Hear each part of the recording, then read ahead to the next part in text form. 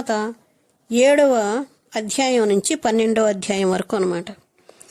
ఇక్కడ భగవంతుడి గురించి జ్ఞాన విజ్ఞాన యోగము, భగవంతుడి గురించి అక్షర పరబ్రహ్మ యోగము, రాజవిద్య రాజగుహ్య యోగము, విభూతి యోగము, విశ్వరూప ఇదంతా శ్రీకృష్ణ భగవంతుడి గురించి తెలియచేయటం జరిగిందనమాట.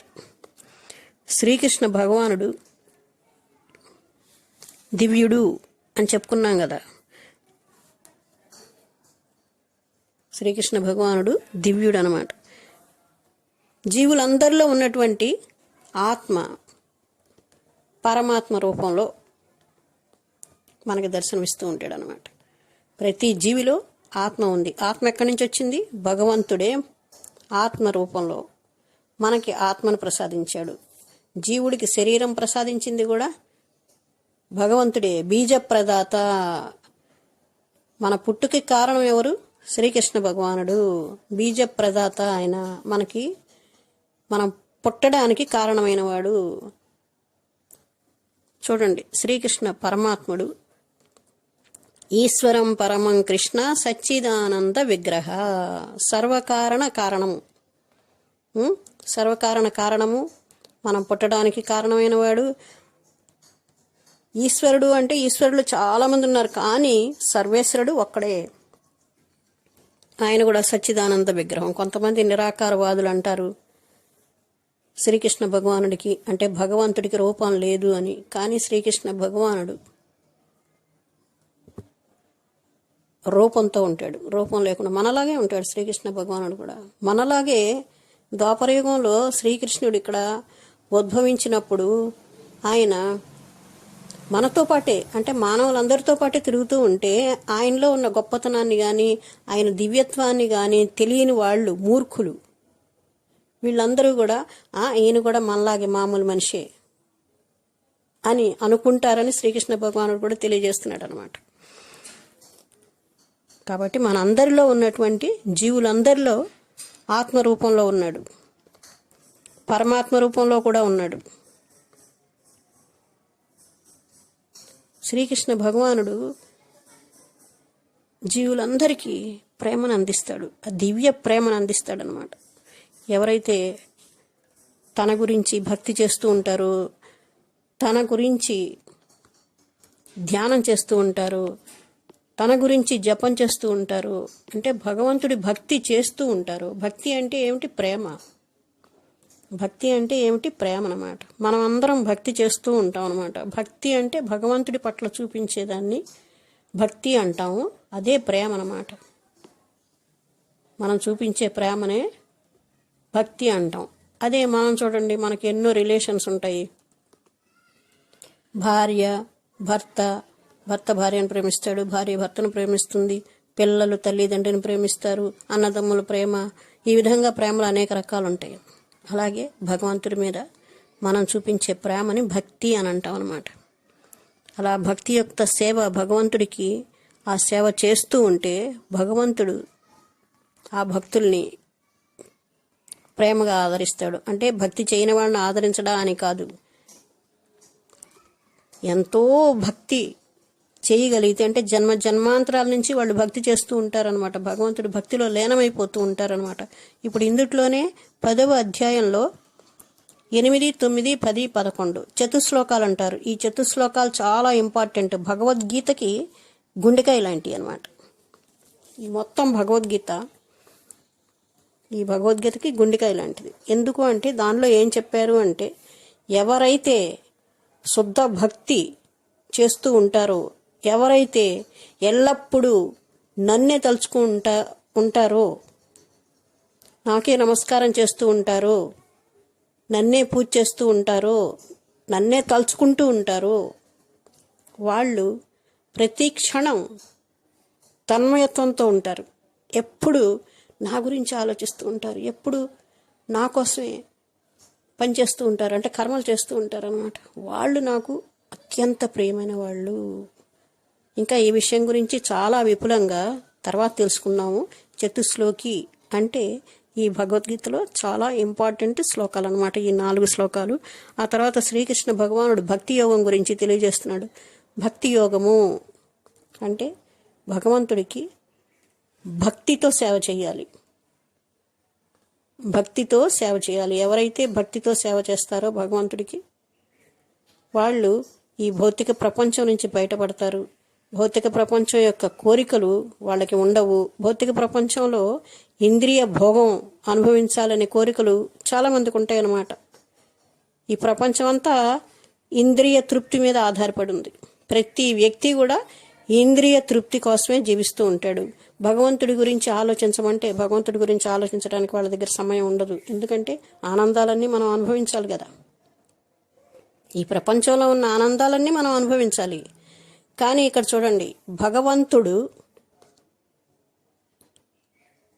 అందరికంటే, అంటే శ్రీకృష్ణ భగవానుడు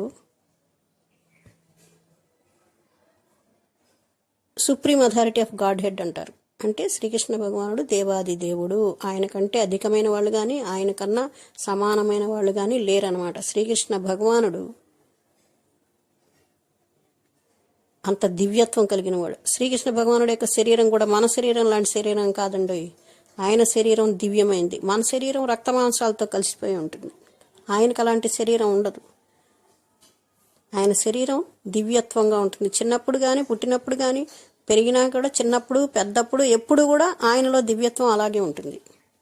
అందుకే కదా ఆయన పూతనాని రోజుల పిల్లవాడప్పుడు చంపగలిగాడు.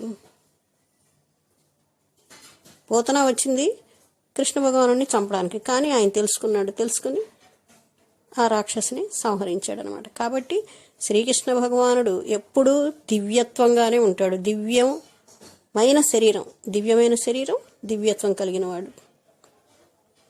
భూత భవిష్యత్ వర్తమాన కాలాలన్నీ ఆయనకి తెలుస్తాయి. మనం మానవులుగా వచ్చాం కాబట్టి మనకి నిన్నగాక మొన్న చేసిన పని మనకు జ్ఞాపకం ఉండదు. ఏమండి నిన్న ఏం పని చేశారు అంటే మనకు తెలియదు. గంటసేపు ఆలోచిస్తాం. కానీ శ్రీకృష్ణ భగవానుడికి అన్నీ తెలుసు. ఆయన సర్వేశ్వరుడు, సర్వాంతర్యామి. మన మనసులో మనం ఏమనుకుంటున్నామో కూడా ఆయనకి తెలుసు. మనం చేసే పాపాలు పుణ్యాలు మరి లెక్క కట్టేది ఎవరు? మనలో ఉన్న పరమాత్మే కదా. మనలో పరమాత్మ రూపంలో ఉన్నాడుగా శ్రీకృష్ణ భగవానుడు. మనం పాపం చేస్తున్నామా పుణ్యం చేస్తున్నామా అంతా ఆయనకి లెక్కే. ఈ లెక్కలన్నీ ఉంటాయి అక్కడ.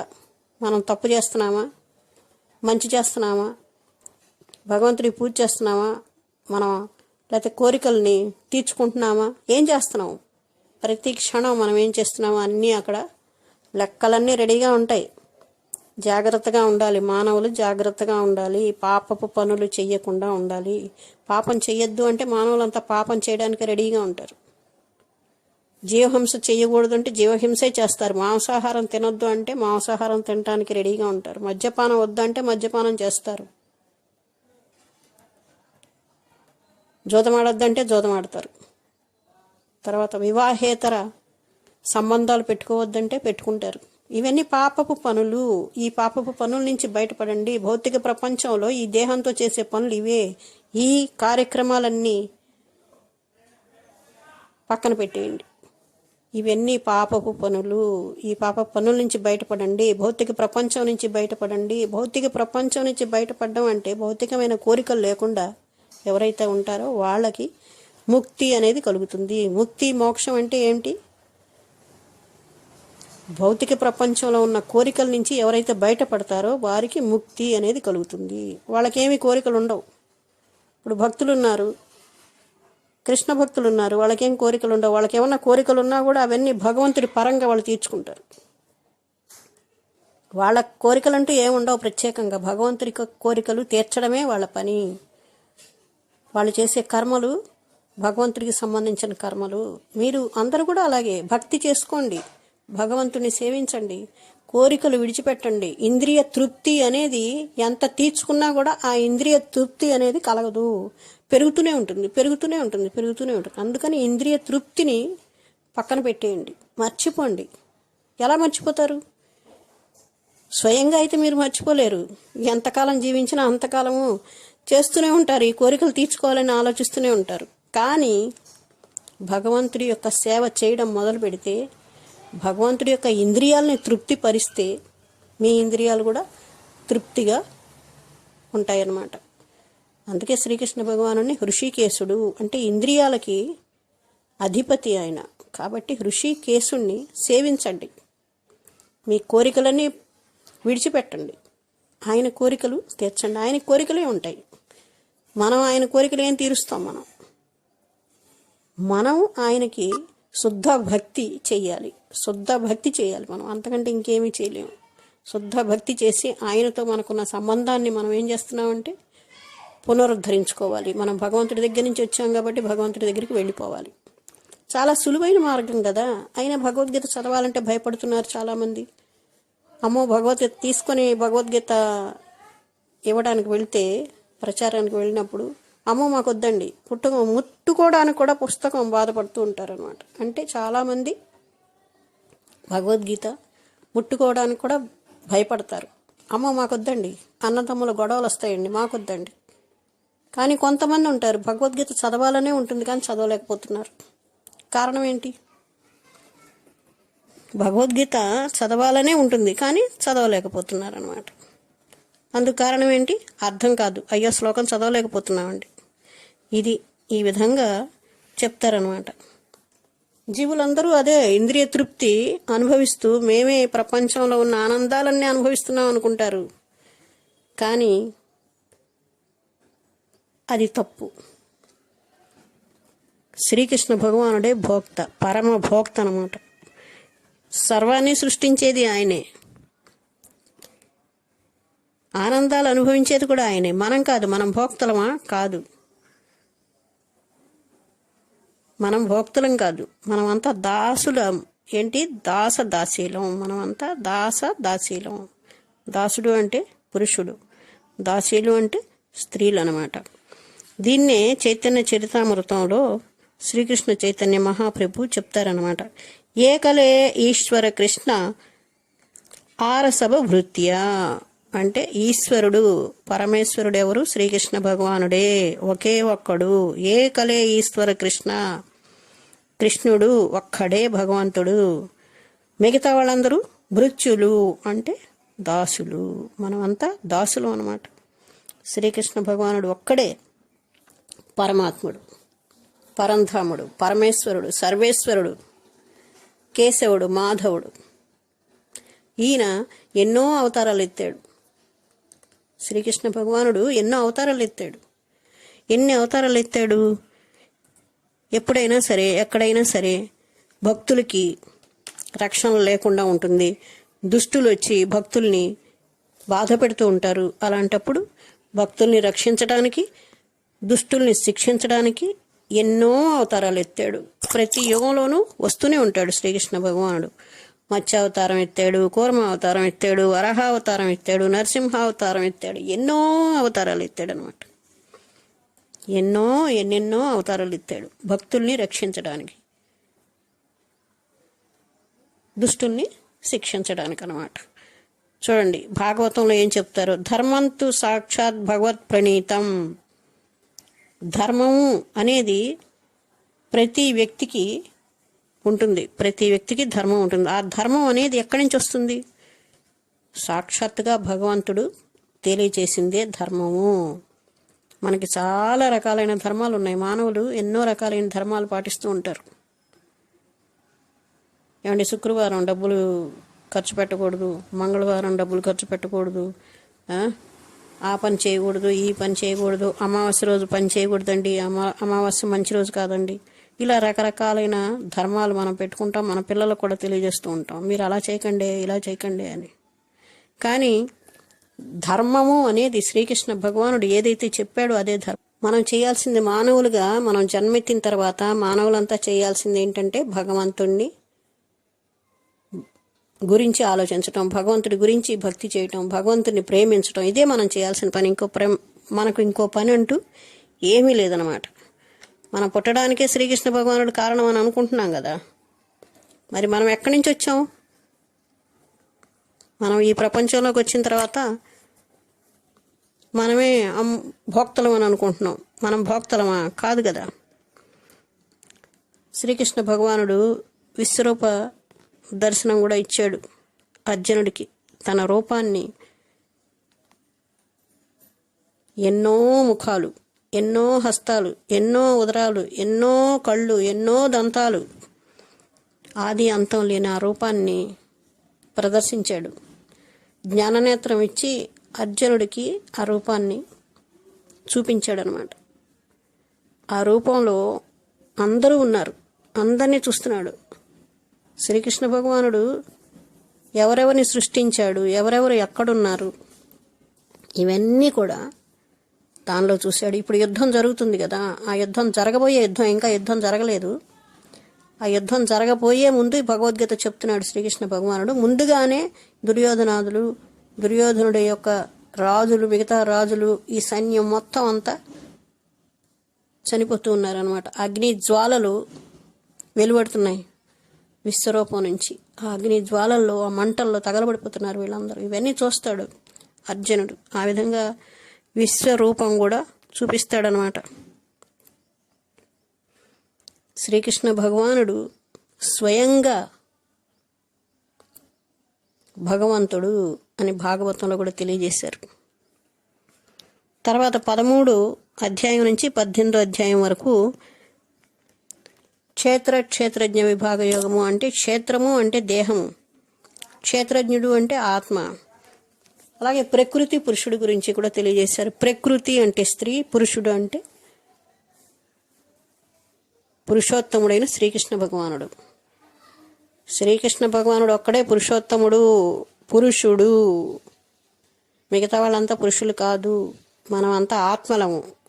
అయితే ఆ ఆత్మ స్త్రీ రూపంలో ఉన్న శరీరంలో ఉంటుంది, అదే ఆత్మ పురుష రూపంలో ఉన్నటువంటి శరీరంలో ఉంటుంది. అంటే మనమంతా ఆత్మలం మాత్రమే, స్త్రీ పురుషులు.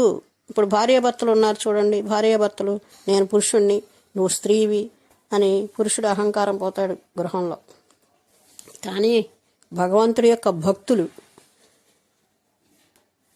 యొక్క భక్తులకి ఈ విషయం తెలుసు కాబట్టి వాళ్ళు ఆ విధంగా అనుకోరు. పురుషుడు అంటే శ్రీకృష్ణ భగవానుడు. ప్రకృతి స్త్రీ రూపంలో, ప్రకృతి అంటే స్త్రీ రూపం అన్నమాట. ఇక్కడ కూడా ఆత్మ గురించి, దేహం గురించి తెలియజేస్తున్నారు. దేహాన్ని గురించి ఆలోచించకుండా ఆత్మని ఉద్ధరించుకోవాలి అంటే భగవంతుడి భక్తి చేయాలి. సింపుల్గా ఏమి చేయాల్సిన అవసరం లేదు.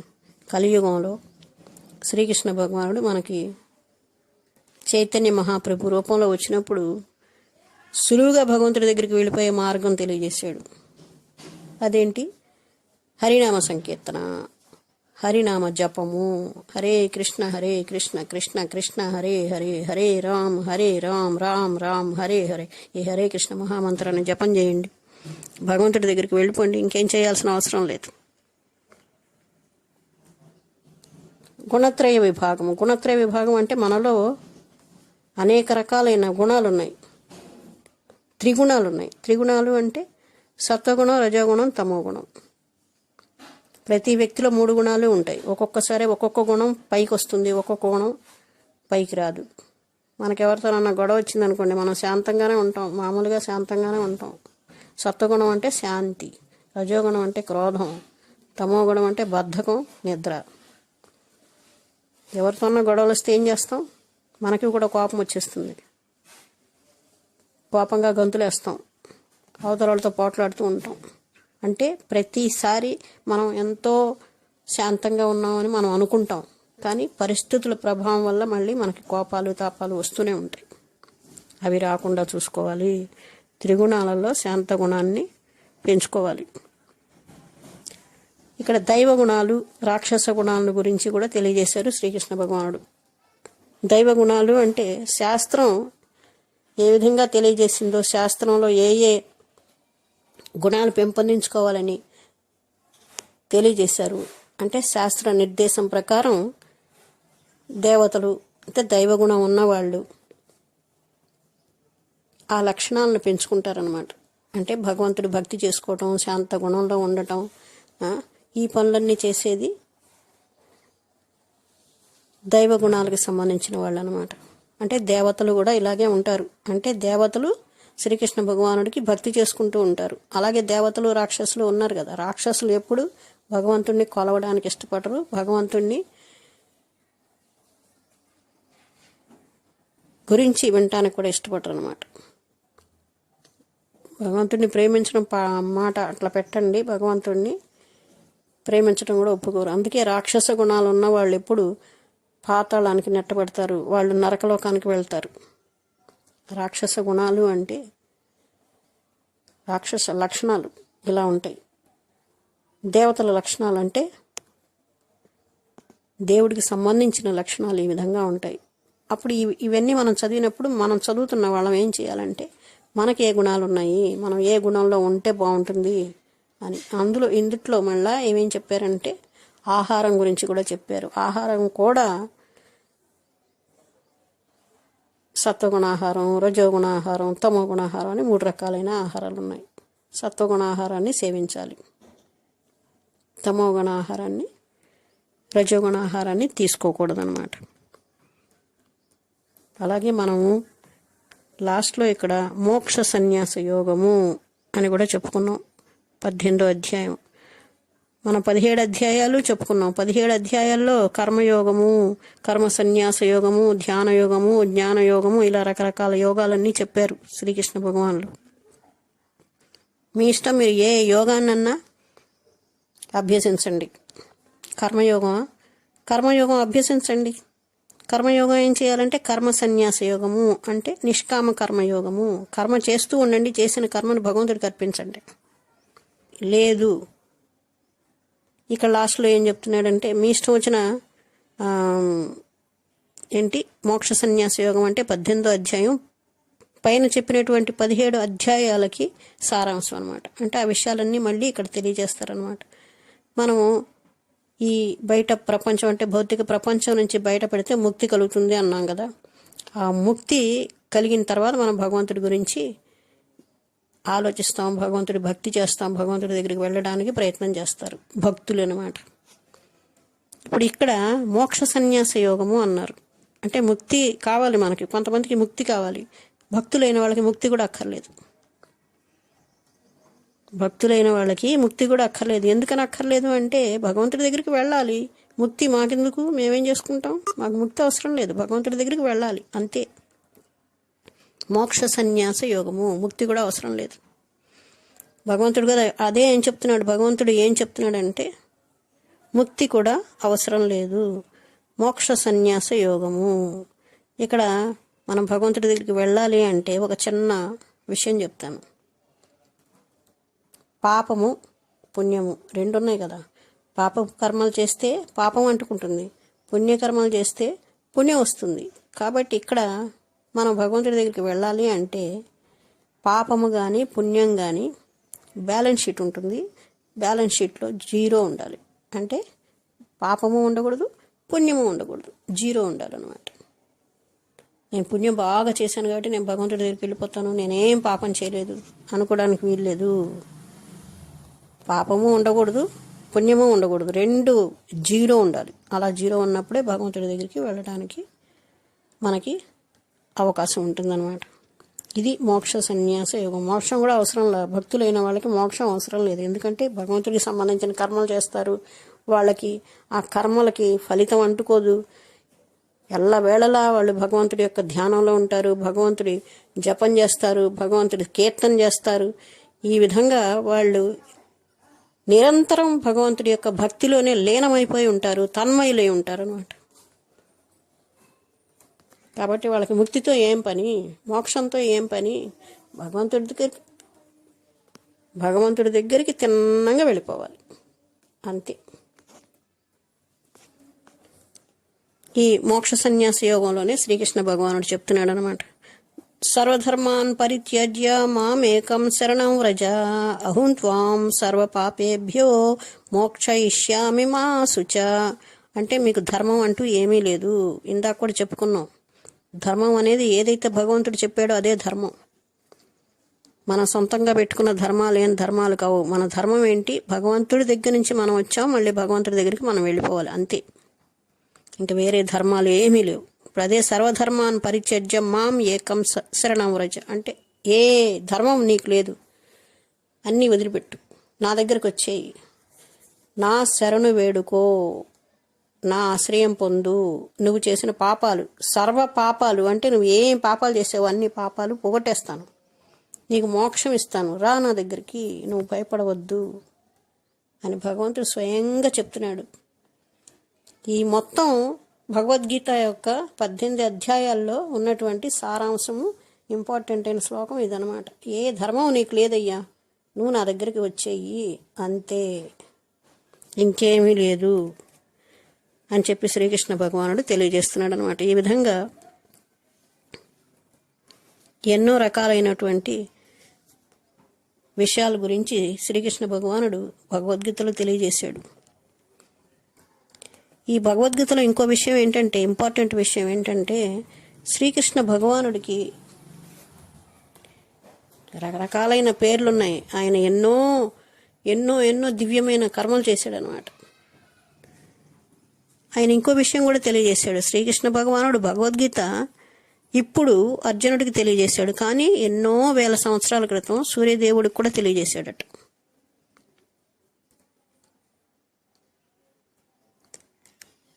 ఈ విధంగా భగవద్గీత మొట్టమొదటి నుంచే ఉంది. అది మధ్యలో నాశనం అయిపోయినప్పుడు మళ్ళీ ఇప్పుడు ఈ భగవద్గీతని అర్జునుడికి తెలియజేశాడు. శ్రీకృష్ణ భగవానుడు స్వయంగా గురువు, ఆధ్యాత్మిక గురువు, ప్రామాణిక గురువు, గురువుగా తన స్థానాన్ని అలంకరించి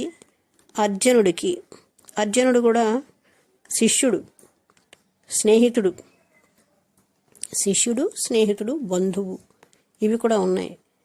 అందులో యోగ్యత కలిగినవాడు. అందుకని శ్రీకృష్ణ భగవానుడు యోగ్యుడైనటువంటి అర్జునుడికి ఈ భగవద్గీతను బోధించాడు. ఈ భగవద్గీత చదవడం వల్ల, ఇప్పుడు ఈ భగవద్గీతను గురించి ఇంకో విషయం చెప్పుకోవాలి మనం. ఈ భగవద్గీత మానవ జీవితానికి ఒక మాన్యువల్ లాంటిది. ఇప్పుడు మనం బజార్లోకి వెళ్తామండి, ఒక టీవీ కొంటాం, కంప్యూటర్ కొంటాం, ఏదో ఒక వస్తువు కొంటాం, అప్పుడు ఒక మాన్యువల్ ఇస్తాడు మనకి. మాన్యువల్లో ఏముంటుంది, ఈ కంప్యూటరు ఏ విధంగా ఆపరేట్ చేయాలి, కంప్యూటర్ ఆన్ చేయాలా, కంప్యూటర్ ఆఫ్ చేయాలా, ఏ విధంగా దాన్ని యూజ్ చేయాలి, ఏ బటన్స్ వాడాలి, ఈ విషయం అంతా తెలుస్తుందన్నమాట. అలాగే భగవద్గీత కూడా మానవ జీవితానికి ఒక మాన్యువల్ లాంటిది. మానవ జీవితం ఏ విధంగా గడపాలి, చాలా సులువుగా మనం భగవద్గీతను అర్థం చేసుకోవచ్చు. చదవాలని ఇంట్రెస్ట్ ఉండాలి, కానీ మనం కూడా గురువుని ఆశ్రయించి గురువు ద్వారా భగవద్గీతని తెలుసుకోవచ్చు. ఈ మాన్యువల్ లాంటిది అంటే మానవుడు ఏమేం పనులు చెయ్యాలి, ఏమేం పని చెయ్యకూడదు అని భగవద్గీతలో శ్రీకృష్ణ భగవానుడు అన్ని విషయాలు తెలియజేస్తున్నాడు. అంటే అర్జునుడు యుద్ధ భూమిలో విచారంగా ఉండి యుద్ధం చెయ్యను, వాళ్ళతో యుద్ధం చేస్తే వాళ్ళు చనిపోతారు, వాళ్ళు నా బంధువులు అని బాధపడుతున్నాడు. కాబట్టి అర్జునుడి కోసమే కాదు, ఇది అర్జునుడి కోసమే కాదు, మానవాళ్ళందరికీ కూడా ఈ భగవద్గీత బోధించబడింది. ఇది మానవులు తెలుసుకోవాల్సిన విషయం. ఎందుకంటే ఆహార విహారాల గురించి, నువ్వు ఏమేం పని చెయ్యాలి, నీలో ఏమేం గుణాలు ఉండాలి, నువ్వు ఎలా ఉంటే పాపం చేయకుండా ఉంటావు, ఏ కర్మలు చేయాలి, ఏ కర్మలు చేస్తే నువ్వు భగవంతుని చేరుకుంటావు, భగవంతుడి యొక్క శుద్ధ భక్తియుక్త సేవ చేస్తే భగవంతుడి దగ్గరికి వెళ్ళిపోవచ్చు. అంత తేలిగ్గా భగవంతుడిని మనం చేరుకోవచ్చు అన్నమాట. మనలో ఇంద్రియ నిగ్రహం లేదు. ఇంద్రియ నిగ్రహం గురించి, ఇంద్రియ తృప్తి గురించి, ఇంద్రియ భోగాల గురించి, ఈ విషయాలన్నిటి గురించి కూడా భగవంతుడు తెలియజేశాడు. భగవంతుడు భగవద్గీతని మానవాళి యొక్క క్షేమం కోసం, మానవాళి యొక్క ఉద్ధరింపు కోసం భగవద్గీతను తెలియజేశాడు.